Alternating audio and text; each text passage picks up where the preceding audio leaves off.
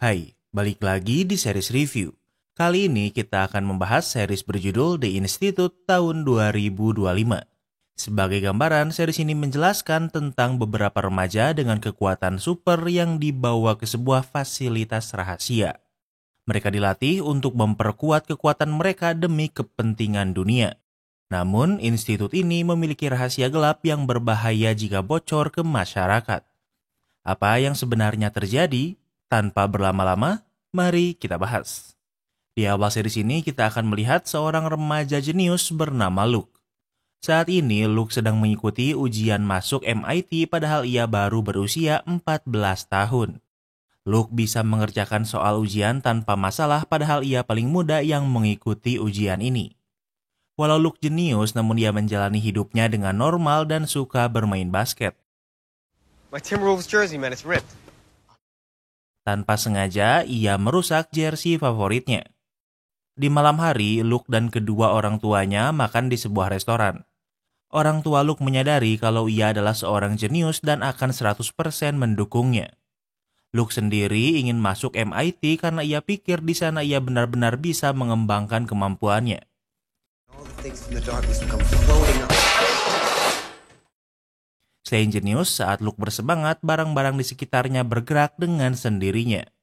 Luke dan orang tuanya tidak menyadari, namun di restoran ini ada seorang perempuan bernama Michelle yang sedang mengawasinya. Di tengah malam, saat semua orang tidur, Michelle dengan beberapa anak buahnya mendatangi rumah Luke. Mereka bersenjata lengkap dan sepertinya sudah terbiasa membobol rumah. Tujuan mereka ke sini bukan untuk merampok, melainkan untuk menculik Luke. Keesokan harinya, Luke terbangun dengan panik. Namun dia mulai tenang saat melihat ia masih di kamarnya. Namun saat melihat jersey basketnya, ia sadar kalau jersey-nya tidak sobek. Luke sadar kalau kamar ini sangat mirip dengan kamarnya, namun ini bukan kamarnya. Ia membuka gorden, namun yang ia lihat hanyalah cahaya yang sangat terang. Luke keluar kamar dan sekarang ia yakin kalau ia memang tidak di rumahnya. Di lorong, ia bertemu seorang anak perempuan bernama Kalisha. What's happening here? Where are we? Welcome to the Institute. Luke bertanya di mana mereka dan Kalisha menjawab kalau mereka sedang di institut.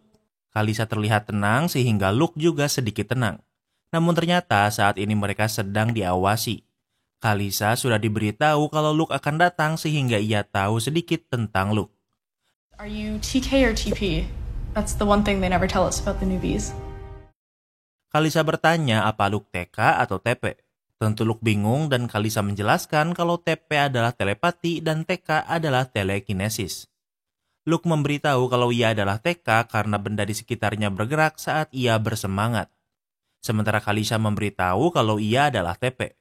Luke pikir kalau ia diculik, namun Kalisha menjawab kalau orang institut berkata kalau mereka direkrut.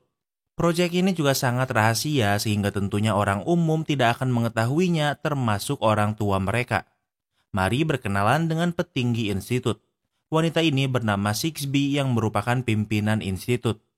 Pria tua berkumis ini bernama Dr. Daniel yang merupakan ilmuwan yang bertugas meneliti orang-orang di sini. Sementara pria tua tanpa kumis ini bernama Stackhouse dan merupakan kepala keamanan institut. Mereka tidak langsung menemui Luke karena membiarkan sesama remaja yang pertama bertemu agar bisa lebih tenang. Kalisha memberitahu kalau saat ini mereka sedang di bagian depan dan setelah lulus mereka akan dikirim ke bagian belakang lalu pulang. Kemudian Sixby meminta Stackhouse untuk membawa Luke menemuinya. Luke mengganti pakaiannya dan saat akan memasuki lift, Luke bertemu dengan Michelle dan mengingatnya. Namun petugas keamanan menyeret Luke untuk menemui Sixby. So why don't we get to the part where you tell me what's going on here? Luke tak ingin membuang-buang waktu dan langsung bertanya apa yang sebenarnya terjadi. Sixby ingin berbicara berdua dengan Luke sehingga ia meminta Stackhouse dan Daniel keluar ruangan. Sixby mengucapkan selamat karena Luke terpilih untuk bergabung dengan institut. Sixby menggambarkan kalau pekerjaan ini adalah yang paling penting di seluruh dunia, yaitu menyelamatkan dunia. Luke ingin berbicara dengan orang tuanya, kemudian ia baru akan melakukan apapun yang Sixby mau, namun Sixby menolaknya. Here, break a rule, there's a grown-up consequence. Di sini, Luke tidak akan dilihat sebagai anak kecil, melainkan seperti orang dewasa. Ia harus bekerja dan jika melakukan kesalahan, maka ia akan dihukum. Luke harus mengikuti perintah tanpa melawan. Setelah tugasnya selesai, ingatan Luke akan dihapus kemudian dikirim pulang. Sementara itu, Michelle sedang bersiap pulang. Terlihat kalau institut terbagi dua bagian, yaitu bagian depan di mana saat ini Luke berada dan bagian belakang untuk orang-orang yang sudah lulus dari bagian depan. Institut ini memiliki samaran sebuah lab mikrobiologi yang berbahaya sehingga tak banyak orang yang datang. Tentu sistem keamanannya juga sangat ketat. Sebelum bisa pergi, ada orang asing yang memasuki jalur ke institut. Pintu masuk dijaga dua orang yang bersenjata berat yang siap membunuh siapapun yang menerobos masuk. Orang ini salah berbelok dan petugas memberitahu untuk berbalik kembali ke arah jalan raya. Setelah orang ini pergi, begitu pun dengan Michelle. Kembali ke dalam bangunan, Luke diantar seorang petugas kebersihan bernama Maureen ke tempat pengujian. Maureen akan memberi Luke token sebagai simbol jika Luke kooperatif, ia akan diberi hadiah. Kemudian kita akan melihat seorang petugas bernama Tony yang bertugas membantu Dr. Daniel melakukan pengujian. Karena ini masih hari pertama, Luke tidak akan diberi ujian berat lebih dulu. Tony meminta Luke duduk, namun Luke menolaknya. Tony menjelaskan kalau ia akan memasang chip di telinga Luke karena semua orang memakainya. Are you sure? Yeah. Luke menolaknya, namun ingat Luke tidak dianggap sebagai anak kecil di sini. Tanpa ragu, Tony memukul Luke sangat keras dan kini Luke merubah pikirannya. Telinga Luke dipasangi chip dan tugas Luke hari ini hanya ini saja. Kemudian Kalisa membawa Luke ke kantin. Di sana sudah ada dua anak lain. Pria ini bernama George, sementara perempuan di sampingnya bernama Iris. George sudah mendengar kalau Luke adalah TK dan bertanya apa ia TK negatif atau TK positif. George menjelaskan TK negatif adalah orang yang tidak bisa mengontrol sesuka hati kemampuannya, sementara TK positif adalah orang yang bisa sesukanya. Luke pikir ia TK negatif, sementara George adalah TK positif. Ia menunjukkan kekuatannya untuk menjatuhkan gelas. Tak hanya itu, ia juga bisa membuat air ini melayang. Walau ini terlihat luar biasa, namun hanya sejauh ini yang bisa George lakukan. Biasanya kemampuan TP lebih berguna daripada TK. Selain mereka berempat, ada lagi seorang remaja bernama Nick. Berbeda dengan yang lain, Nick tidak mempercayai Sixby dan berpikir kalau mereka adalah tahanan di sini. Iris memberitahu kalau orang tertua yang pernah ia temui di sini berusia 19 tahun, sementara yang termuda berusia 10 tahun. Sementara itu, Michelle ke sebuah bar menemui perempuan bernama Kate. Kate adalah seorang jurnalis untuk sebuah media. Michelle sudah bekerja untuk institut cukup lama dan ia mulai berpikir kalau yang ia lakukan selama ini salah. Ia ingin Kate menyebarkan apa yang sebenarnya terjadi di institut untuk menjatuhkan mereka. Do you think there's a hell? I know there is. Namun ternyata Kate bukan orang biasa. Ia adalah agen dari institut untuk menguji Michelle. Michelle terbukti akan berkhianat sehingga tanpa ragu Kate membunuhnya. Kemudian Kate menelepon kepala keamanan steakhouse kalau ia telah membunuh Michelle. Kembali ke institut. Luke masih tidak bisa tidur sehingga ia jalan-jalan melihat ada apa saja di sini. Pintu ke halaman tidak dikunci karena seluruh bangunan dilindungi pagar. Di sana ia bertemu dengan Nick yang sedang menyendiri. Halaman tidak dikunci namun lampu tidak dinyalakan. Luke pikir ini agar tempat ini tidak terlihat dari langit. Nick mengajak Luke bermain catur, namun ini adalah kesalahan besar. Luke sangat pintar, ia bahkan bisa mengalahkan Nick hanya dengan 6 langkah. Nick memuji Luke kalau ia memang pintar. Namun pertanyaannya adalah apa kepintaran Luke cukup untuk membebaskan mereka dari tempat ini. Cerita ini memiliki 2 point of view. Jadi kita bakal lumayan sering pindah-pindah tempat, tapi Mimin bakal coba jelasin sesederhana mungkin. Kini kita akan berada di sebuah bandara. Saat ini sedang ada masalah karena penumpang lebih banyak daripada kursi yang tersedia. Maskapai menawarkan $600 untuk refund dan seorang pria bernama Tim menerima tawaran ini. Tim memberitahu temannya kalau ia batal ke New York. Untuk saat ini, Tim tidak memiliki rencana apapun. Ia menumpang mobil yang lewat dan seorang perempuan berhenti. Saat ini, ia sedang mengantarkan barang dan jika Tim akan membantunya, ia bersedia memberinya tumpangan. Ini bukan masalah sehingga Tim menerima tawaran ini.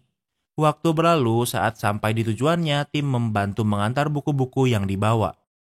Dari mading, ia melihat ada lowongan pekerjaan untuk penjaga malam. Tim tertarik sehingga ia ke kantor polisi. Kepala polisi kota ini bernama Ashworth dan karena kota ini kecil, kepolisian di sini juga tidak banyak memiliki anggota polisi. Ashworth melakukan background check dan ternyata tim adalah mantan polisi berprestasi dari kota besar. Bisa dibilang kalau tim overqualified sebagai penjaga malam di kota kecil seperti ini. Namun tim menjelaskan saat bertugas ia pernah menembak mati remaja yang diduga akan melakukan mass shooting. Walau sebenarnya tim menyelamatkan banyak orang, namun kelihatannya tim sedang menembak seorang remaja tak bersalah. Ia diberi pilihan mengundurkan diri atau dipecat sehingga sekarang ia bukan lagi seorang polisi. Ashworth tidak memiliki banyak kandidat sehingga ia menerima tim bekerja di bawah naungannya. Satu-satunya polisi wanita di sini adalah Wendy.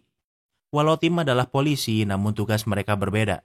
Polisi lain selain Wendy adalah pria ini yang bernama Drew. Kota ini sangat kecil, bahkan polisi di sini hanya mereka saja. Di malam hari, tim melakukan tugasnya yaitu memeriksa wilayah pertokoan untuk memastikan semua pintu sudah dikunci. Karena kota ini kecil sehingga tidak terlalu banyak memiliki masalah dan pekerjaan ini bisa dibilang pekerjaan yang santai. Saat berpatroli, tim bertemu dengan seorang homeless bernama Annie. Annie meminta tim membuka mulutnya. Annie memiliki teori konspirasi kalau pemerintah menaruh alat pelacak di mulut orang-orang. Tentu tim tidak mempercayainya. Sport. My mom used to call me Sport. I know. Annie memanggil tim dengan nama Sport dan ternyata ini adalah panggilan yang sering ibu tim katakan. Annie berkata ia tahu itu seolah ia bisa membaca pikiran tim. Kembali ke institut. Sixby, Maureen, dan Tony membawa kue untuk merayakan sesuatu. Ternyata hari ini Iris sudah lulus dari bagian depan dan akan dipindahkan ke bagian belakang. Walau artinya ini akan membuat Iris cepat pulang, namun ia tidak terlihat senang. Kalisa menyarankan Luke untuk memakan kue Iris karena gula akan membantu tes pertama Luke hari ini. Iris dibawa Maureen ke bagian belakang sementara Tony akan membawa Luke ke tes pertamanya. Sementara Sixby dan Stackhouse menelepon atasan mereka membahas Michelle yang berkhianat walau sudah dihentikan. Sixby memberitahu kalau ia kekurangan orang dan juga anak untuk dilatih. Artinya, walau Sixby adalah pimpinan di institut, namun ini hanya bagian kecil dari skala yang lebih besar. Di tempat lain, Tony membawa Luke menemui Dr. Daniel untuk melakukan tes pertamanya. Luke diikat di sebuah kursi untuk diperiksa. Tony menyuntikkan sebuah cairan ke tubuh Luke. Semua pengujian ini agar Luke bisa melihat beberapa titik. Jika Luke melihatnya, ia harus memberitahunya. Orang yang bisa melihat titik artinya memiliki kemampuan telepati. Luke menjadi lemas, pusing, dan tubuhnya juga kejang-kejang. Luke diminta untuk menggunakan kekuatannya mengangkat sebuah benda sesuai keinginannya. Tak ada apapun yang terjadi sehingga Tony menyuntikkan lagi Luke sesuatu.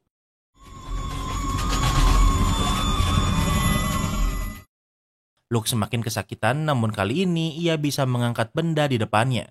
Ingat, Luke adalah seorang TK negatif sehingga ia biasanya tidak bisa mengontrol kemampuannya. Luke ke kantin dan Nick juga ada di sana.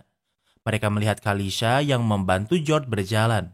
Nick memberitahu kalau George baru saja melakukan tes Dreambox yang katanya adalah tes tersulit dan paling menyakitkan. Kemudian Luke dan Nick keluar. Luke bersedia membantu Nick melarikan diri, namun mereka belum menemukan caranya. Luke menyadari semua ruangan di sini dipasangi CCTV dengan motion activated terhubung dengan sensor menggunakan Wi-Fi. Jika bisa mengakses server, mungkin mereka bisa mematikan CCTV membuat pergerakan mereka tidak diawasi. Namun tentu server akan dijaga sangat ketat sehingga mereka perlu orang dalam. Masalahnya mereka hanya punya satu kesempatan. Jika orang yang mereka pilih tidak mau menolong, bisa saja mereka malah dilaporkan pada Sixby dan dihukum berat. Yang diperlukan adalah anak dengan kemampuan TP kuat yang bisa melihat rahasia orang-orang untuk menentukan apa mereka bisa dipercaya atau tidak. Masalahnya, TP terkuat yang ada di sini adalah Kalisha dan ia tidak bisa melakukannya. Di saat yang sama, mereka melihat asap keluar dari bangunan bagian belakang. Nick memberitahu kalau bagian belakang lumayan sering mengeluarkan asap setiap minggu. Saat kembali ke kantin, Luke melihat George banyak mengambil makanan dari vending machine. Ternyata kekuatan telekinesis George semakin kuat, ia bahkan bisa mengembalikan koin yang sudah ia masukkan. Ia menggunakannya untuk merampok vending machine. George memberitahu kalau setelah menggunakan Dreambox kekuatannya semakin kuat. Di tempat lain, Stackhouse menemui Daniel dan bertanya bagaimana hasil pengujian Luke. Daniel menjawab kalau Luke memiliki kekuatan TP namun levelnya masih rendah. Stackhouse memandang kepintaran Luke membuatnya spesial dan harus lebih diperhatikan. Daniel menjawab kalau tugasnya adalah untuk meningkatkan kemampuan TP anak-anak. Daniel tidak nyaman berbicara di sini. Namun Stackhouse berkata kalau mic di ruangan ini sedang dalam perbaikan sehingga tidak akan ada yang menguping. Selain TK dan TP, masih ada satu lagi kategori yang lebih superior yaitu PC. Pengembangan PC sangat sulit sehingga 6B melarangnya, namun Stackhouse pikir kalau Luke memiliki potensi menjadi PC. Saat di perjalanan pulang, Stackhouse masih mencoba meyakinkan Daniel untuk berkhianat. 6B hanya mengikuti arahan atasan dan fokus pada anak TP. Namun Stackhouse sudah menemukan peminat yang berani membayar mahal untuk anak berkategori PC. Dan Stackhouse pikir Luke memiliki potensi untuk menjadi PC. Namun di saat yang sama, 6B melihat mereka berbicara. Hubungan 6B dengan Stackhouse buruk sehingga ia mencurigainya. Sementara itu, Luke terbangun karena mendengar suara tangisan seseorang. Ia memeriksanya dan ada seorang anak kecil yang menangis di lorong. Anak ini bernama Avery dan merupakan anak yang baru ditangkap. Avery baru berusia 10 tahun sehingga ia sangat ketakutan. Reese's? No. He's allergic. Nick ingin memberi coklat untuk Avery, namun Kalisa melarangnya karena Avery alergi. Kalisa bisa tahu ini karena Avery memberitahunya dengan telepati karena Avery adalah seorang TP yang sangat kuat. Mendengar ini, Luke dan Nick senang karena Avery adalah yang dibutuhkan mereka untuk melarikan diri. Sementara itu, Tim dipanggil ke kantor polisi oleh Wendy. Wendy memberitahu kalau di kota sebelah telah terjadi perampokan oleh 2 orang bersenjata. Mereka belum ditangkap dan bisa saja melarikan diri ke kota ini. Wendy ingin memberikan tim senjata untuk jaga-jaga, namun tim menolaknya. Setelah keluar dari kantor polisi, ia melihat Annie yang sedang mengganggu perempuan lain. Tim memisahkan mereka, namun Annie berkata kalau ia justru sedang membantu. Di saat yang sama, Drew datang karena orang yang diganggu Annie melapor polisi. Drew ingin membawa Annie ke kantor polisi, namun tim menghentikannya. Careful with him. They look just like us. Sebelum pergi, Annie memberitahu tim untuk berhati-hati pada Drew. Drew memberitahu kalau anak dari perempuan yang diganggu Annie sebelumnya meninggal karena kecelakaan. Namun Annie terus berkata kalau itu bukan kecelakaan. Di malam hari, saat tim bersiap berkeliling, Wendy mengajaknya bicara. Ia sudah mendengar dari Drew tentang tim yang membantu Annie. Wendy memberitahu kalau anak orang yang diganggu Annie adalah kakak kelasnya saat SMA. Di hutan ada sebuah sungai yang diberi nama Dread Steps. Tempat ini berbahaya karena orang yang terjatuh di sana bisa terseret arus dan meninggal tenggelam. Anak perempuan ini meninggal di sana, namun Annie pikir kalau ini bukan kecelakaan. Kemudian tim berpatroli seperti biasa. Ia kembali menemui Annie yang masih belum tidur. Tak lama kemudian, tim mendengar suara tembakan. Dengan cepat, ia memeriksa suara tembakan itu yang berasal dari sebuah minimarket yang sedang dirampok. Melihat tim, kedua perampok ini melarikan diri. Tim tidak memegang senjata sehingga ia tidak bisa melawan. Tim memeriksa kasir yang ditembak perutnya namun masih hidup. Tim berpikir cepat dan ia menggunakan pamper bayi untuk dijadikan perban sementara untuk menahan pendarahannya. Tak lama kemudian, Drew sampai di lokasi. Tim memberitahu kalau perampok sudah pergi dan meminta Drew melakukan penutupan jalur untuk menghentikan perampok. Selain itu, kasir juga butuh bantuan ambulans secepatnya. Waktu berlalu, kasir sudah stabil dan dibawa ke rumah sakit. Perampok juga sudah ditangkap karena respon cepat dari tim. Namun tim tidak mau mengakuinya dan memberi semua kredit ini pada Drew. Keesokan harinya, tim bersiap kembali bekerja. Wendy sudah mendengar apa yang terjadi kemarin dan yakin kalau Drew bukan yang membuat semua perintah semalam tetapi tim. Wendy tidak mengerti kenapa tim ingin Drew mendapatkan semua kredit atas apa yang ia lakukan. Kembali ke institut, hari ini adalah giliran Luke diuji. Sejauh ini, tes yang dia terima masih sama namun Luke masih belum terbiasa. Obat yang diberikan Luke semakin kuat namun kali ini yang harus Luke lakukan adalah melihat sebuah monitor ultrawide. Luke dipaksa melihat monitor dan ia bisa melihat beberapa titik berwarna-warni. Jika sudah bisa melihat titik, artinya kekuatan TP Luke sudah aktif. Namun tes belum selesai. Daniel menunjukkan beberapa gambar terbalik dan ingin Luke menebak gambar apa ini. Luke berbohong untuk menyembunyikan kalau ia telah membangkitkan kekuatan TP-nya. Keesokan harinya, Avery sudah mulai tenang. You can trust me. I can help.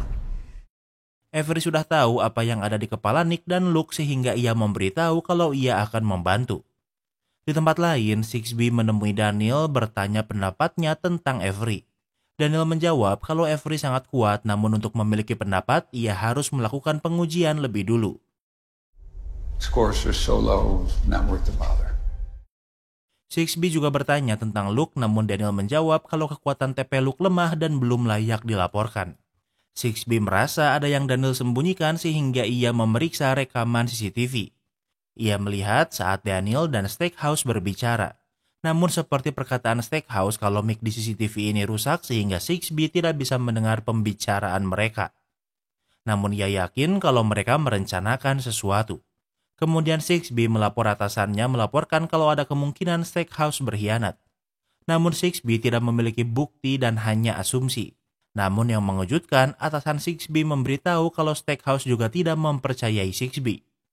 Sementara di kantin, Kalisa memberitahu kalau hari ini ia sudah bisa melihat titik yang artinya ia akan segera dikirim ke bagian belakang.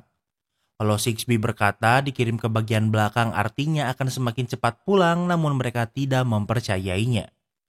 Di saat yang sama, Avery bisa merasakan sesuatu. Kekuatan TP Avery sangat kuat dan ia bisa merasakan ada semacam suara dengungan dari ruangan lain. Namun tak hanya Avery, Annie juga bisa mendengarnya dan membuatnya terbangun. Walau terlambat, namun Luke dan yang lainnya juga bisa merasakannya walau sebentar. Di tempat lain, tim sedang berpatroli seperti biasa. Ia bertemu dengan Annie yang sedang bermain sendiri karena tidak bisa kembali tidur. Annie bertanya apa tim mendengar suara dengungan, namun tim membantahnya. Annie berkata mereka membunuh seseorang dengan membuat seorang pilot salah membaca angka dan membuat kecelakaan pesawat. Tentu tim bingung apa yang dimaksud Annie. Stay away from Route 10. Annie memperingatkan tim untuk menjauhi rute 10 yang merupakan tempat institut berada. Tentu sepengetahuan tim tempat itu adalah lab mikrobiologi. Tentu tim pikir kalau Annie tidak sehat dan menawarkannya untuk menemui dokter jiwa. Annie menjawab kalau ia tidak pernah menggunakan obat-obatan dan bahkan minuman beralkohol. Setelah selesai berpatroli, tim datang ke sebuah bar. Di sana juga ada Kat, jurnalis yang merupakan mata-mata institut yang membunuh Michelle. Saat di sana, tim melihat berita tentang kecelakaan helikopter yang baru terjadi. Tentu melihat ini membuat tim mengingat perkataan Annie sebelumnya. Namun ternyata helikopter ini berisi seorang senator penting yang tentunya meninggal dunia. Sebelumnya, Annie juga memintanya menjauhi institut sehingga tim bertanya apa yang Kat ketahui tentang tempat itu. Tentu, Kat berkata kalau yang ia dengar tempat itu menguji mikrobiologi. Namun kesalahan tim adalah ia memberitahu kalau Annie berkata akan ada kecelakaan pesawat dan ternyata ini memang terjadi. Waktu berlalu, tim kembali melakukan patroli sambil berjalan ke arah rumah. Saat melewati tenda Annie, ia memeriksanya. Namun Annie sudah meninggal dunia. Di sana ada botol vodka, padahal sebelumnya Annie berkata kalau ia tidak pernah minum alkohol. Kembali ke institut, Luke sedang bersama Avery dan mereka berpapasan dengan Tony. Hanya melihatnya, Avery bisa mengetahui kalau Tony membenci tempat ini dan juga anak-anak di sini. Kemudian mereka melihat Maureen dan Luke meminta Avery untuk membaca Maureen. He's real mixed up. He hated it almost like us. Avery berkata kalau Maureen sedang sedih dan memiliki banyak rahasia. Maureen juga membenci tempat ini seperti mereka. Namun Maureen tidak bisa dipercaya karena Maureen patuh pada Sixby dan melaporkan segalanya padanya. Keesokan harinya, seperti biasa, Luke dan yang lainnya bermain di halaman. Ada penjaga dengan anjing yang berkeliling. Luke memberitahu kalau penjaga melakukan patroli setiap 6 jam dengan rute yang sama. Ternyata kekuatan Avery tidak hanya bisa digunakan pada manusia. Ia bisa menggunakannya pada anjing penjaga dan melihat apa yang anjing ini lihat. Saat ini ia melihat halaman bagian belakang yang terlihat tidak terawat. Rumput di sana tinggi dan pagarnya juga berkarat. Namun di sana Avery tidak bisa melihat siapapun. Di saat yang sama, Kalisa muncul setelah menggunakan Dreambox. Ia sangat lemas dan tahu kalau sebentar lagi ia akan dikirim ke bagian belakang. Waktu berlalu sesuai tradisi, Sixby membawa kue untuk merayakan Kalisa yang akan dikirim ke bagian belakang. Tentunya Kalisa tidak senang dan malah menangis. Kemudian Luke menemui Maureen karena ia tahu Maureen tidak menyukai perayaan ini. Luke berkata belum terlambat untuk berubah pikiran. Kemudian semua anak saling berpegangan tangan. Kalisa berkata sesuatu di dalam pikiran mereka dan membuat Sixby khawatir sehingga Tony memisahkan mereka. Kalisa dibawa ke bagian belakang dan tidak melawan. Keesokan harinya, Avery sangat dekat dengan Kalisa sehingga ia sangat mengkhawatirkannya. Tak lama kemudian, 2 anak kembar datang. Mereka adalah anak baru di institut dan mereka bernama Greta dan Gerda. Selain mereka, ada anak lain bernama Harry. Untuk pertama kalinya, 3 anak sekaligus datang yang tentunya menuruti kebutuhan Sixby yang berkata ia kekurangan anak. Di malam hari setelah Sixby pulang, ternyata kebanyakan orang sudah bekerja sama dengan Daniel dan Steakhouse. Tony membawa Luke untuk uji coba padahal sekarang seharusnya ia beristirahat. Apalagi tes yang akan dilakukan sekarang adalah Dreambox di mana seharusnya ini adalah pengujian terakhir. Luke dimasukkan ke dalam sebuah kotak. Di sini Luke melihat banyak hal yang membuatnya takut atau mempengaruhi untuk memancing kemampuan TP-nya. Kemampuan TP Luke sudah bangkit namun ia berusaha untuk tidak memberitahu Daniel. Setelah pengujian selesai, Luke ingin beristirahat di kamarnya. I've got her. I've got Kalisha. Namun tak lama kemudian, Avery datang berkata kalau ia menemukan Kalisha. Setelah disuntik beberapa kali, kekuatan TV Avery semakin kuat. Dengan berpegangan tangan, Avery menggunakan kekuatannya untuk menemui Kalisha. Namun tak hanya di kepalanya, Kalisha juga bisa melihat mereka. Luke sangat lega melihat Kalisha masih hidup dan sehat. Terlihat di bagian belakang lebih banyak memiliki anak. Namun entah kenapa mereka hanya diam seolah isi kepalanya kosong. Avery bisa mendengar suara dengungan yang ternyata terus menyala di bagian belakang. Kemampuan TP Luke belum kuat sehingga ia belum bisa mendengarnya. Kalisha menjelaskan kalau di sini tidak lagi ada pengujian dan semuanya gratis. Namun mereka sering diajak menonton film seolah sedang melakukan sesuatu. Di sana mereka bertemu Iris yang sedang merokok. Iris terlihat kosong dan ia tidak bisa melihat Luke dan Avery. Iris terlihat aneh bahkan abu rokoknya pun dijatuhkan di mangkuk oatmeal-nya. Avery berkata ada yang salah dengan kepala Iris. Anak yang sudah sering melakukan movie night akan seperti Iris kemudian dikirim ke ruang recovery lalu dikirim pulang. Avery merasa sangat tidak nyaman dengan ruangan recovery sehingga ia kembali ke kamar Luke. Di tempat lain, Sixby memeriksa kamera CCTV. Ia melihat kalau di jam setelah ia pulang, Daniel melakukan pengujian Dreambox pada Luke di belakangnya. Kini ia yakin kalau Daniel dan Steakhouse mengkhianatinya. Sementara itu, Luke memberitahu Nick dan George apa yang Kalisha katakan tentang bagian belakang. Selama ini, George mempercayai perkataan Sixby, namun sepertinya ia mulai berubah pikirannya. Alasan George belum dikirim ke bagian belakang karena ia belum memiliki kemampuan TP. Di saat yang sama, hujan sepertinya akan turun. Namun Sixby menghentikan Luke karena ingin berbicara dengannya. Mereka berbicara di luar walau hujan turun agar tidak bisa terdengar mic. Sixby memberitahu kalau pengujian Luke tidak sejalan dengan progres yang terjadi padanya. Sixby yakin kalau Luke sudah membangkitkan kekuatan TP-nya namun tidak memberitahu. Luke menjawab mungkin karena tempat ini tidak masuk akal dan pengujiannya juga salah. I'm not the enemy, though. Oh yeah, who is then? Sixby berkata kalau ia bukan musuhnya, kemudian Luke bertanya lantas siapa musuh sebenarnya, namun Sixby hanya diam. Di ruang pengujian tidak ada kamera sehingga semua laporan yang diterima Sixby akan dilaporkan oleh Daniel. Luke sadar kalau Sixby tidak mempercayai bawahannya. Itulah alasan kenapa mereka berbicara di luar saat hujan agar tidak ada yang menguping. Saat kembali ke dalam, Luke melihat Tony sedang membantu Harry berjalan. Kondisi Harry sangat buruk sehingga ia muntah di lorong. Tony memberitahu Maureen untuk membersihkan muntahan ini. Setelah bersih-bersih, Maureen mengajak Luke berbicara. Anything you need to say, without them hearing, you say it here. Di sekitar sana ada sebuah mesin es yang lumayan berisik. Di sini ada blind spot dan juga tidak ada mic sehingga mereka aman berbicara. Luke berkata kalau Maureen satu-satunya yang merasa kasihan pada anak-anak di sini. Luke bertanya kenapa Maureen tidak melaporkan tempat ini.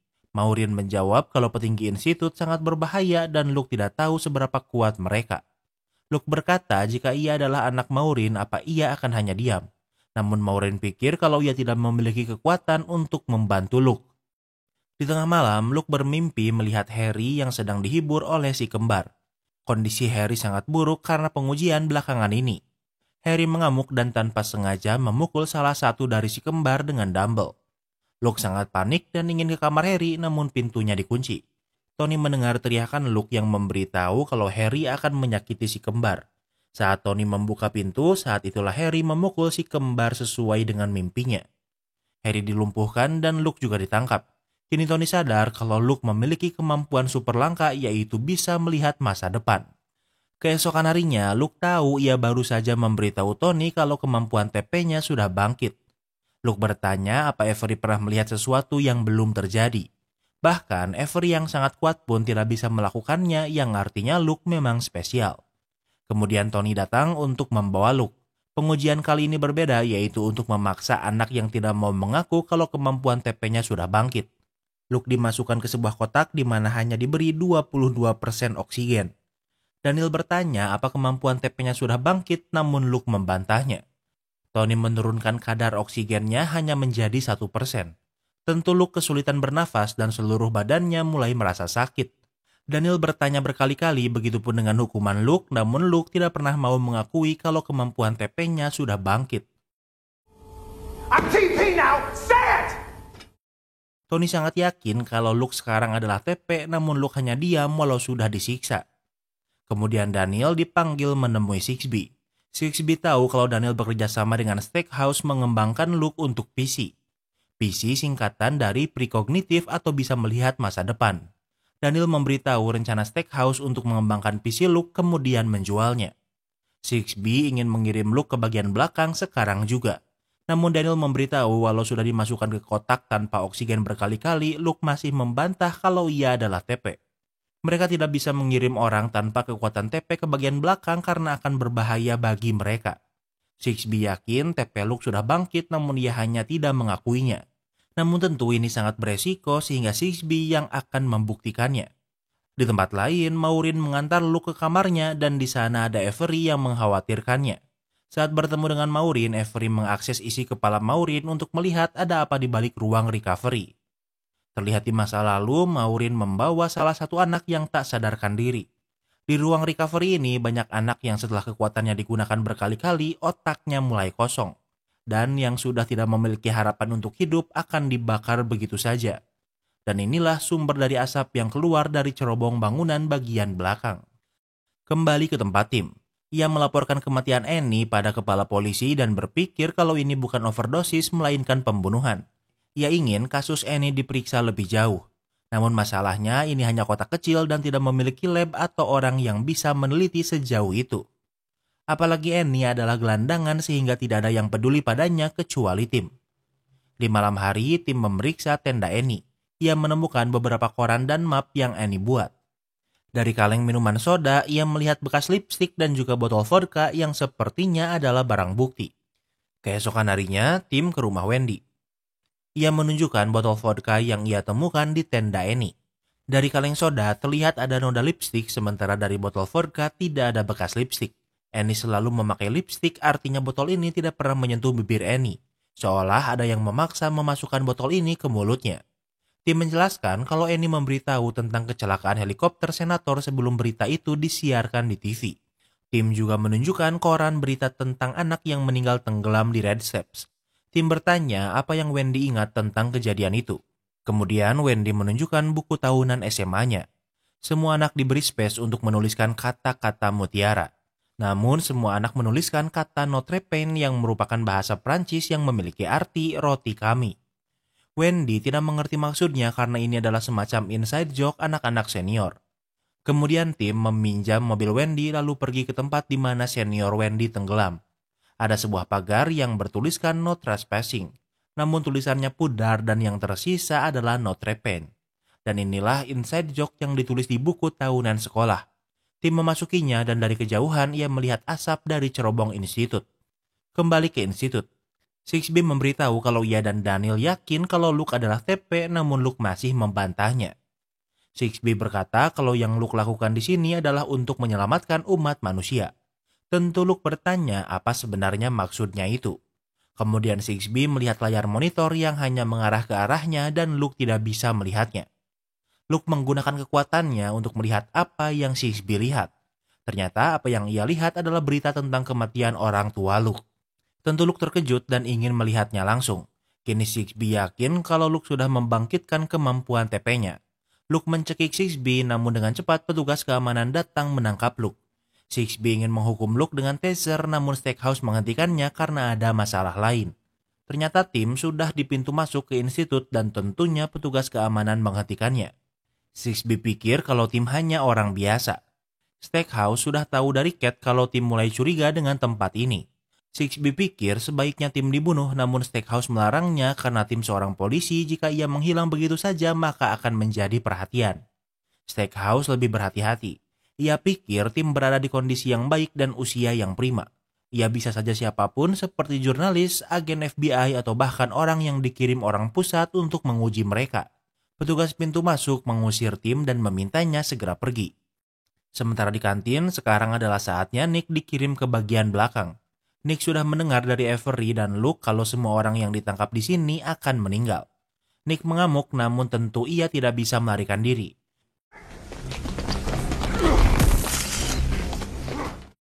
Tony ingin mentaser Nick, namun Nick menghindar dan taser ini malah mengenai kunci pintu. Namun walau begitu, Nick berhasil dipojokkan. Walau Nick dibawa ke bagian belakang, namun setidaknya tujuannya selesai dan sekarang kunci pintu rusak. Kemudian Luke mengajak Maureen berbicara di ice machine. Luke memberitahu kalau ia akan segera dikirim ke bagian belakang. Sehingga jika Maureen ingin membantunya, maka sekarang adalah saatnya. Luke juga memberitahu kalau orang tuanya juga dibunuh. Di tempat lain, Tim kembali menemui Wendy karena Tim meminjam mobilnya. Selain itu, Wendy juga membantu dengan mencuri sebuah berkas dari kepolisian. Tim menjelaskan kalau semua orang di sini tahu kalau Red Step berbahaya karena arusnya keras dan bisa menenggelamkan. Tim pikir kalau korban tidak mungkin mabuk di sana. Mereka hanya remaja yang bosan sehingga ingin tahu ada apa di institut. Namun mereka dibunuh karena mencari tahu dan kematian mereka dibuat seolah kecelakaan tenggelam di Red Step. Tim bertanya apa yang Wendy tahu tentang institut, namun dia juga tidak tahu apa-apa karena tidak peduli. Namun 2 minggu setelah kecelakaan itu, institut membuat pagar baru yang lebih besar. Kemudian Tim pulang ke motel, namun ternyata Stackhouse sudah menunggunya di sana. Stackhouse mengenalkan diri kalau ia adalah kepala keamanan institut. Stackhouse sudah mengetahui latar belakang Tim yang merupakan polisi berprestasi. Hal ini membuat Stackhouse bingung kenapa Luke bersedia menerima pekerjaan serendah ini. Stackhouse pikir kalau Tim adalah seorang mata-mata yang entah dikirim dari mana dan itulah kenapa Stackhouse ingin memastikannya lebih dulu. Mereka sama-sama defensif sehingga pertemuan pertama kali ini hanya sekedar perkenalan saja. Sementara di institut, Luke menemui Maureen dan meminta maaf karena perkataan kasarnya sebelumnya. Can you get to the laundry room without anyone seeing you? Maureen berkata apa Luke bisa ke ruang laundry tanpa ada siapapun yang melihatnya. Maureen bisa memberi Luke kunci untuk elevator, namun Luke harus mengurus kamera yang memiliki motion detector. Maureen memberi Luke kunci akses miliknya dan mereka harus bertemu di ruang laundry malam ini. Dan tentunya chip di telinga Luke juga harus dicabut. Satu-satunya yang bisa Maureen lakukan adalah dengan memberikan gunting padanya. Kemudian Luke ke kantin bersama Avery dan George. Sesuai arahan Luke, Avery dan George merebut remote untuk mengalihkan perhatian. Saat orang-orang lengah, Luke menyelinap ke ruang kelistrikan yang kuncinya rusak oleh Nick. Luke mencabut paksa beberapa kabel dan kabel ini adalah kabel AC. Tentunya ini membuat kantin sangat panas. Namun tujuan Luke adalah untuk mematikan sensor gerak CCTV dengan membuatnya overheat. Sekarang kita pindah ke bagian belakang untuk melihat apa yang sebenarnya terjadi di sana. Kita akan melihat beberapa anak yang dibawa ke sebuah ruangan untuk melakukan movie night. Ingat, hanya anak berkemampuan TP yang akan dikirim ke sini. Nick sebagai orang yang baru dipindahkan ke sini terlihat lebih banyak bicara dibandingkan anak lain yang hanya diam. Dalam prosesnya akan dipilih satu anak yang akan dibiarkan tetap bangun sementara sisanya akan tidak sadarkan diri. Iris yang dipilih dan setelah ini ia akan dikirim ke ruang recovery. Iris dipakaikan helm khusus, hal ini seperti menggunakan otak mereka secara bersamaan untuk menggabungkan tenaga. Sekarang kita akan melihat Iris berada di sebuah point of view seseorang yang memasuki sebuah rumah. Dengan menggabungkan kekuatan, mereka bisa mengontrol tubuh seseorang dari kejauhan. Pria ini adalah seorang dokter dan tugas Iris adalah untuk menggantikan benda yang dia akan suntikan pada kepala gangster Rusia. Dan tak lama kemudian, gangster ini meninggal seketika dan Sixby merayakannya. Dan inilah tujuan institut sebenarnya. Semua orang kecuali Iris baik-baik saja. Iris kejang-kejang bahkan tidak bisa berdiri. Maureen merasa sangat kasihan padanya sementara Tony malah tertawa. Saat tubuh Iris tenang, ia dipindahkan ke ruang recovery. Di sana sudah banyak anak yang otaknya sudah digunakan untuk membunuh via WFH. Sementara itu, Luke dan Avery sedang di kamar Luke. Sebentar lagi adalah waktunya Luke dan Maureen bertemu di ruang laundry. Luke meminta bantuan Avery untuk mencabut chip di telinganya dengan gunting. Avery hanya anak kecil sehingga ia tidak bisa melakukannya. Pada akhirnya, Luke harus melakukannya sendiri. Agar darahnya tidak berceceran, Avery menutupnya dengan lakban. Kemudian Luke pergi ke lokasi pertemuan dengan Avery sebagai pengawas dari kejauhan. Avery memberitahu Luke saat akan ada seseorang agar Luke tidak ketahuan. Rencana ini berjalan lancar dan Luke bisa sampai di ruang laundry tanpa masalah. Tak lama kemudian Maureen datang. Maureen menyembunyikan Luke di keranjang ia membawa banyak handuk. Maureen membawa Luke ke bagian belakang kemudian ke ruang recovery. Di ruangan ini tidak ada kamera CCTV dan Luke bisa pergi. Pintu di sana tidak dikunci dan Maureen mengarahkan Luke ke red step. Maureen ingin menjatuhkan tempat ini dengan memberikan sebuah flash disk berisi barang bukti. Maureen juga memiliki kenalan reporter yang bisa membantu. Seperti perkataan Maureen, di sini ada pintu yang mengarah keluar dan tidak dikunci. Masih ada pagar yang menghalangi.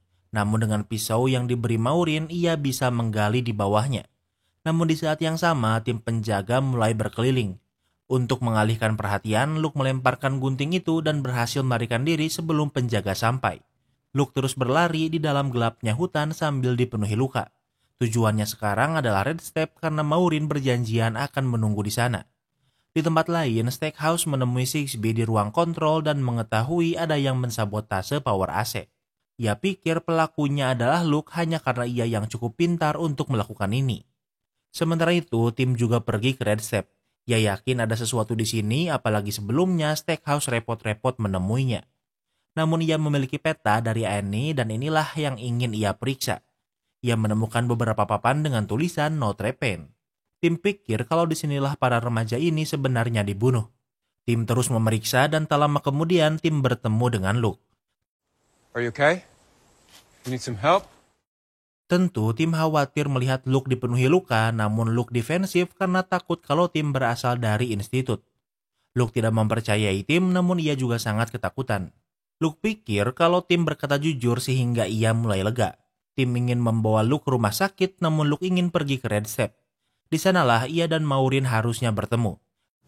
That's assuming Stackhouse doesn't sniff her out first. What? Luke sangat takut kalau Stackhouse akan memburunya. Sebelumnya, tim pernah bertemu dengan Stackhouse sehingga ia tahu siapa Stackhouse. Artinya, kecurigaan Annie selama ini benar, namun yang sekarang harus dilakukan adalah mengobati Luke. Di tempat lain, Sixby ke kamar Maureen dan menemukannya sudah bundir. Di lantai ada tulisan neraka menanti dan kini Sixby tahu kalau yang berkhianat adalah Maureen. Sixby takut ada anak yang hilang sehingga ia meminta anak buahnya untuk mencari siapa yang tidak bisa ditemukan. Dan tentunya kini sudah diketahui kalau yang kabur adalah Luke. Di tempat lain, Luke dan timnya sudah sampai di parkiran mobil. Saat mencari nama Luke Ellis di internet, tim melihat berita tentang Luke yang dituduh membunuh orang tuanya sendiri kemudian kabur. Tim menelpon kepala polisi, namun di tengah pembicaraan teleponnya mati. Sinyalnya hilang dan Luke yakin kalau ini adalah ulah Sixby. Luke tidak ingin membuang-buang waktu dan ingin pergi ke red step. Tim menantang Luke untuk membaca pikirannya karena ia benar-benar ingin membantu. Luke berkata kalau tim tidak mempercayainya, namun ia benar-benar ingin membantu. Luke meyakinkan tim kalau yang harus mereka lakukan sekarang adalah ke red step. Kemudian mereka pergi ke red step. Namun tim lebih berhati-hati dan ia yang akan memeriksanya lebih dulu. Tim ke red step lebih dulu untuk mencari Maureen, namun yang datang adalah Cat. Ternyata jurnalis kenalan Maureen adalah Cat. Cat dan tim pernah bertemu di bar sebelumnya sehingga mereka saling mengenal. You said Maureen, right? You're here looking for Maureen? Cat mendengar tim menyebutkan nama Maureen sehingga Cat sadar kalau tim tahu di mana Luke sekarang. Tim tidak mempercayai Cat, namun Luke bisa membaca pikiran Cat kalau Maureen memang yang mengirimnya ke sini. Namun Luke sadar kalau Kate menyembunyikan sesuatu. You were telling the truth before. Something's changed. Luke tahu kalau Maureen yang memang mengirim Kate, namun tujuan Kate bukan untuk menyelamatkan Luke. Di saat yang sama, Kate menerima telepon. Luke melihat siapa yang menelepon dan ternyata itu adalah Stackhouse. Tak perlu lagi berbohong, Kate mengeluarkan pistol. Luke menggunakan kekuatannya untuk menjatuhkan dahan pohon membuat Kate lengah. Tim memanfaatkannya untuk membanting Kate hingga ia terjatuh ke sungai. Seperti rumornya, ada arus di Red Step yang menyeret ke bawah hingga tenggelam. Luke sadar kalau Maureen sudah meninggal. Mengingat betapa banyaknya orang yang tidak bisa dipercaya membuat Luke bingung harus kemana. Namun ia tidak memiliki pilihan lain selain ke kantor polisi. Tim memberitahu kepala polisi kalau Luke butuh bantuan. Luke memberikan flash disk untuk membuktikan apa yang terjadi di institut. Kepala polisi memeriksanya yang ternyata berisi sebuah video. Video ini merupakan rekaman Maureen untuk menjatuhkan institut. Ia memasukkan ponselnya di pakaiannya yang dibolongi. Banyak hal yang Maureen ingin tunjukkan, namun yang paling menakutkan adalah ruang recovery dan bagaimana anak yang meninggal dikremasi. Melihat ini, tanpa harus mendengar penjelasan Luke, kepala polisi mempercayainya. Luke ingin menyelamatkan teman-temannya, namun tentu ini bukan perkara mudah. Dibutuhkan pasukan bersenjata lengkap untuk menerobosnya. Tak lama kemudian, Drew datang. Kepala polisi ingin Drew menggantikannya di sini karena ia akan pergi mengantar Luke dan tim mencari bantuan.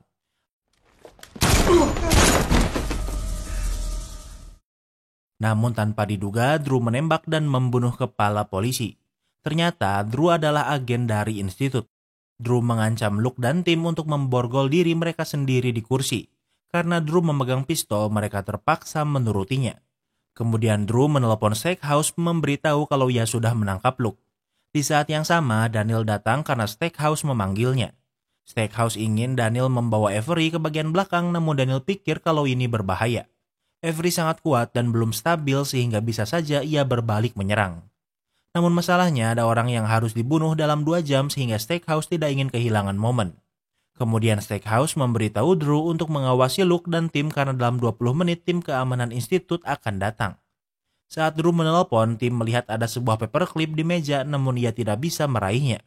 Drew selesai menelpon dan ia tidak bisa melihat mayat kepala polisi sehingga memindahkannya ke ruangan lain. Tim ingin Luke berkonsentrasi untuk membuat paperclip itu ke arah mereka. Luke bisa menggunakan kekuatannya saat ia marah atau terluka. Namun tim berhasil mendorong Luke untuk menggunakan kekuatannya. Kini tinggal tugas tim yang menggunakan kemampuannya untuk melepaskan borgol di tangan mereka. Tak lama kemudian, Sixby dan temannya sudah sampai di kantor polisi. Namun saat Drew ke tempat Luke dan tim, mereka sudah pergi. Tempat yang mereka datangi adalah minimarket yang pernah dirampok sebelumnya. Mereka sadar kalau Sixby juga ke sini. Dengan cepat, kasir membantu menyembunyikan mereka di gudang. Sixby bertanya apa kasir pernah melihat tim dan Luke. Kasir berbohong dengan berkata kalau tim pergi ke tempat lain. Setelah situasi aman, Luke berencana pergi. Namun kasir ingin Luke membawa sebuah shotgun. Luke sudah lama tidak memegang senjata api. Namun untuk melindungi Luke, ia bersedia menerimanya. Kemudian orang di sini yang bisa tim percaya adalah Wendy. Tim memberitahu Wendy kalau Drew telah membunuh kepala polisi. Namun tentu Wendy tidak bisa mempercayainya begitu saja. Apalagi flash disk yang bisa membuktikan segalanya masih dipegang kepala polisi. Tak lama kemudian Drew dan Sixby datang. Dengan cepat Luke dan tim bersembunyi sementara Wendy menyambut Drew. Drew kesini mencari tim dan memberitahu kalau tim telah membunuh kepala polisi. What the fuck are you doing? Saat Drew memeriksa tempat persembunyian, tim sudah memegang shotgun dan bisa memojokkan Drew dan Sixby. Drew menyerang Wendy dan merebut senjatanya. Ia berhasil menembak bahu tim, namun dengan shotgun tim bisa membunuh Drew. Kini tinggal tersisa Sixby, namun tim tidak ingin membunuhnya. Tim mengganti senjatanya dengan pistol karena bahu kirinya terluka tembakan Drew. Sixby berkata kalau mereka tidak tahu apa tujuan didirikannya institut. Luke pikir kalau institut adalah lembaga asasin untuk membunuh tanpa barang bukti dan menggunakan kekuatan anak-anak. Sixby mengiyakannya kalau institut memang menggunakan kekuatan TP anak-anak untuk membunuh seseorang. Namun pertanyaan yang benar adalah kenapa membunuh. Sixby mengingatkan tentang kecelakaan helikopter di awal series yang berisi seorang senator. Jika senator ini masih hidup 9 tahun dari sekarang, ia akan menjadi menteri pertahanan. Ia akan meyakinkan presiden untuk menembakkan serangan nuklir ke Korea Utara. Masalahnya, misil ini terbang melewati Rusia dan sistem pertahanan Rusia pikir kalau serangan ini datang untuk mereka. Dan inilah dimulainya perang nuklir 9 tahun dari sekarang. Tentu tim tidak mempercayainya karena hal tersebut belum terjadi. Namun Luke mempercayainya karena ia juga memiliki kemampuan melihat masa depan walau masih lemah. Ternyata atasan institut memiliki kemampuan melihat masa depan sejauh itu. Tentu tim tidak percaya karena hal tersebut belum terjadi. Artinya, seperti perkataan Sixby kalau institut dibuat memang untuk melindungi umat manusia walau atas pengorbanan anak-anak seperti Luke. Tentu tim dan Luke tidak mempercayainya karena Sixby tidak bisa membuktikannya. Namun dari point of view Sixby yang ia lakukan benar karena melindungi umat manusia. Luke bisa melihat kepala Sixby dan membenarkan kalau Sixby tidak berbohong. Namun hanya karena Sixby mempercayainya belum berarti itu benar. Sementara itu di institut, Avery sudah dikirim ke bagian belakang. Kalisa sudah melakukan pengujian beberapa kali sehingga otaknya sudah mulai rusak. Ia tidak bisa lagi bicara dan tinggal Nick dan Avery yang bisa bicara. Avery menggunakan kekuatannya memanggil Kalisa dan membuatnya mendapatkan kembali kesadarannya. Kemudian mereka dibawa ke tempat untuk melakukan assassin. Walau Avery paling muda, namun ia dipilih untuk memimpin misi kali ini. Daniel pikir Avery adalah bom waktu sehingga setelah misi ini selesai, Avery akan disingkirkan. Kemudian semua anak menggunakan kekuatannya agar berada di sebuah mobil. Tugas Avery adalah untuk menjatuhkan mobil ini ke jurang dan meninggal karena kecelakaan. Di tempat lain, Luke bisa merasakan kalau Avery sedang melakukan misi. Namun Avery ini terlalu kuat bahkan bisa mempengaruhi anak lain untuk berdiri dan berpegangan tangan. Avery sendiri sudah kuat dan sekarang ia dibantu kekuatan dari anak lain membuatnya jauh lebih kuat. Ia bisa membangunkan kembali anak-anak yang sedang di recovery room. Avery juga tidak mau melakukan misi dan tidak menjatuhkan mobil sesuai arahan Daniel. Ternyata kekuatan Avery bahkan terhubung dengan anak-anak lain yang berada di institut yang berbeda.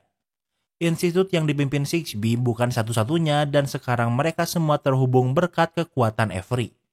Tony ingin menyerang Avery dengan taser, namun Avery menggunakan kekuatannya untuk memaksa Tony memasukkan taser itu ke mulutnya sendiri yang tentunya membunuhnya.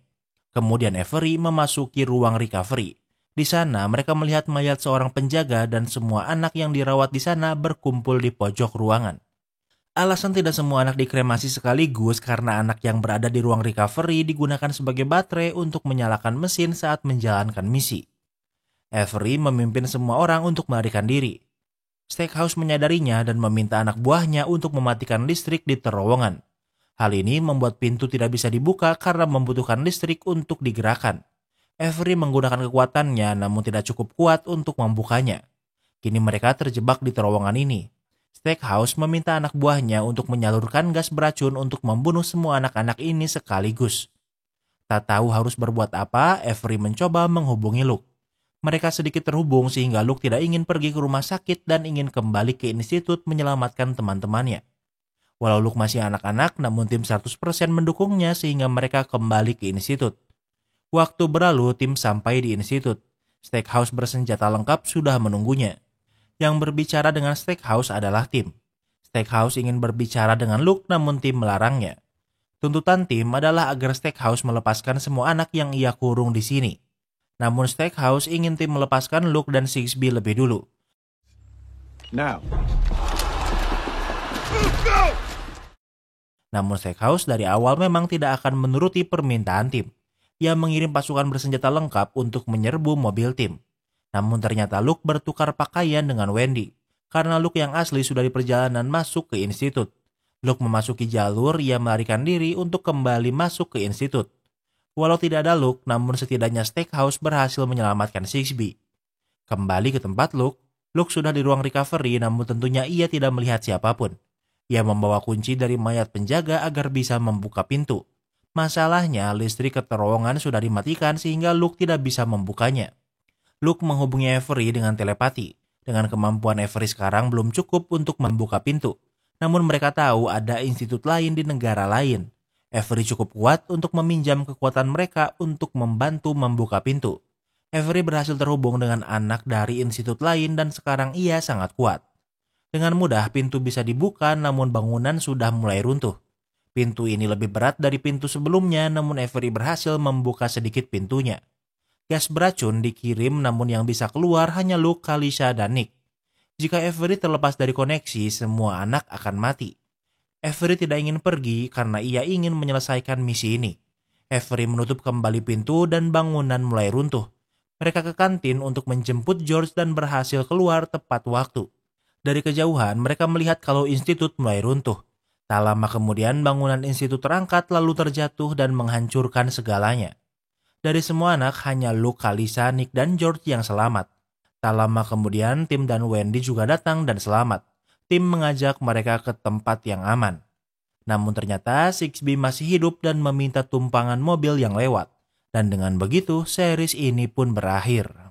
Kini kita masuk ke sesi rating. Yang pertama adalah tema. Tema series ini adalah pemburuan anak-anak dengan kemampuan spesial untuk digunakan sebagai senjata. Kekuatan di series ini sederhana karena hanya terbagi menjadi TP, TK, dan PC. Mungkin temanya lumayan generik dan eksekusinya juga Mimin kurang suka. Jadi untuk tema, Mimin kasih rating 8/10. Yang kedua adalah logika. Series ini punya banyak plot hole karena banyak anak yang memiliki kekuatan super tapi penggunanya masih lemah. Contohnya seperti anak yang dikurung memiliki kekuatan super dan salah satunya adalah telekinesis. Tapi pagar di halaman cuma pagar tipis udah gitu tidak dialiri listrik. Harusnya sangat mudah dihancurkan tapi yang aneh tidak ada yang mencoba kabur. Yang kedua adalah kenapa orang tanpa kekuatan super yang menahan anak berkekuatan super. Seharusnya dengan kemampuan ini mereka bisa melawan balik dengan mudah. Bisa saja alasannya karena mereka masih anak-anak, tapi pasti ada yang rebel seperti Nick dan punya kekuatan kuat. Yang ketiga adalah pimpinan institut ini bisa meramal masa depan hingga beberapa tahun ke depan. Kenapa dia tidak melakukan apapun kalau tahu institut yang dipimpin Sixby akan hancur? Mimin pikir kemampuan ramalan ini bohong dan tidak kredibel. Banyak plot hole yang Mimin buat series ini jadi konyol, jadi untuk logika Mimin kasih rating 6/10. Yang ketiga adalah plot twist. Twist terbesar di series ini adalah tujuan institut yang ingin melindungi umat manusia dengan membunuh pembuat masalah dari awal. Ini twist yang sukses bikin Mimin terkejut, tapi masalahnya tidak ada buktinya. Luke tidak merasakan kalau Sixby berbohong, namun hanya karena Sixby mempercayainya bukan berarti itu benar. Karena twistnya bisa aja bohong, jadi untuk plot twist Mimin kasih rating 8/10. Yang keempat adalah ending. Endingnya apa masih bisa dibilang happy ending? Dari semua anak di institut hanya 4 orang yang selamat.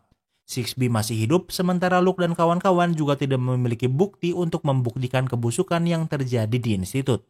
Mimin kurang suka sama endingnya, jadi untuk ending Mimin kasih rating 7/10. Yang kelima adalah entertainment value. Series ini pace-nya lambat banget. Dari awal ceritanya lompat-lompat dari point of view Tim sama Luke. Tapi mereka bertemu di akhir series. Sangat banyak filler dan untuk orang berkekuatan super tidak ada penyelesaian masalah yang jenius. Mimin pikir potensinya besar, cuma eksekusinya yang Mimin kurang suka. Jadi untuk entertainment value, Mimin kasih rating 8/10. Jadi overall rating di Institut tahun 2025 adalah 7,4. Apa kalian setuju sama rating Mimin?